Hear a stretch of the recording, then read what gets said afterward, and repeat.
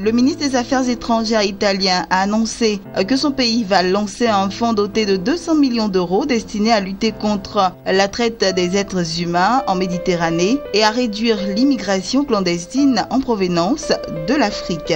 La moitié des fonds seront destinés à 2 pays par lesquels transitent les migrants africains, la Tunisie et le Niger. L'autre moitié devrait être repartie entre une dizaine de pays, y compris celui d'où sont originaires la plupart des demandeurs d'asile africains, notamment l'Érythrée.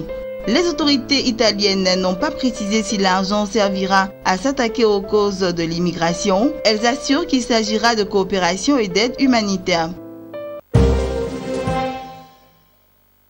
En marge de sa participation aux travaux de la 28e session ordinaire de la conférence des chefs d'État et de gouvernement de l'Union africaine, le président gabonais Ali Bongo Ondimba a pris part au comité des chefs d'État et de gouvernement africains sur les changements climatiques. Au cours de cette séance, le Gabon, après l'Égypte, a été désigné pour assurer la coordination du comité des chefs d'État et de gouvernement africains pour une durée de 2 ans. Le comité des chefs d'État et de gouvernement africains est un dispositif de coordination permettant d'assurer la liaison entre les instances politiques et techniques. Il aide à cibler les questions essentielles pour l'Afrique et à rehausser la visibilité de l'Afrique dans les négociations lors des conférences de parties sur le climat.